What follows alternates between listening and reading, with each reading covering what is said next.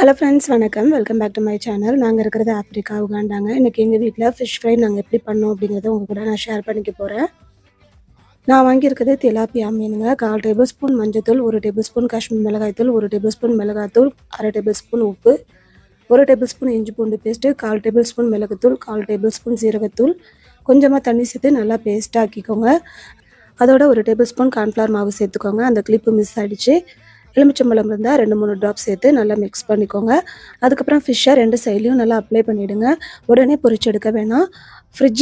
ஃப்ரீசரில் ஒரு 10 நிமிஷம் வச்சிடுங்க. அப்போ தான் மசாலா எண்ணெயில் போடும்போது பிரியாமல் இருக்கும். கார்ன்ஃப்ளவர் மாவு இல்லைன்னா 1/2 டேபிள் ஸ்பூன் அரிசி மாவு சேர்த்துக்கலாம், தப்பில்லை. எண்ணெய் காஞ்சதுக்கப்புறம் ஃபிஷ்ஷை போட்டு எடுங்க. 10 நிமிஷத்துக்கு ஒரு தடவை பெரட்டி விடுங்க. அவ்வளோதாங்க, சூப்பரான ஃபிஷ் ஃப்ரை ரெடி ஆகிடுச்சு. கொத்தமல்லி தழை இருந்தால் கொத்தமல்லி தழை தூவிக்கோங்க. வீடியோ பிடிச்சிருந்தா லைக் பண்ணிவிட்டு சேனலை மறக்காமல் சப்ஸ்கிரைப் பண்ணிக்கோங்க. நெக்ஸ்ட் வீடியோவில் பார்க்கலாம்.